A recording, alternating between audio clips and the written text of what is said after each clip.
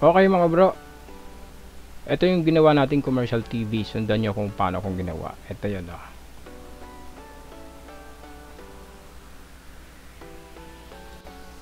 Bali buksan muna natin yung unit. Yan, habang binubuksan natin yung unit, kung sa tingin nyo nakakatulong yung pagbablog natin na ganito, yan, subscribe, yan, hit the notification bell. Ito naman yung itsura ng inverter.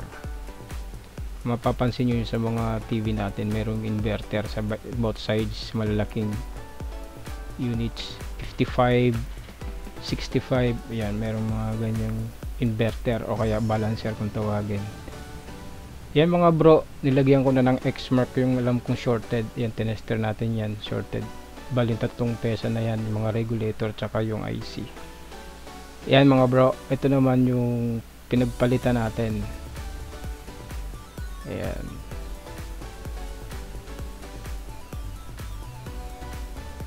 Mapapansin nyo may mga X mark akong nilagay kasi ayokong malito kung good or bad. Basta pag may X mark na alam kong sira, shorted, natanggal ko na mga bro. Yan, ganun lang mag-isolate ng parts. Yan, tinetester ko kung open ba o shorted.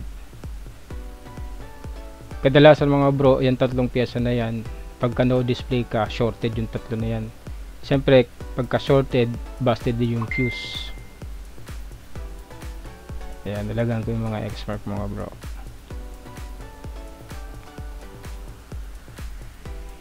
So, yan na. Tapos na tayo magpalit nyan. Yan mga bro, yung description ng panels nya.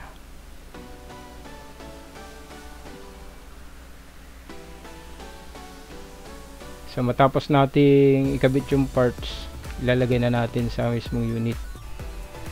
After nyan, isara na natin. Tapos yan, power on.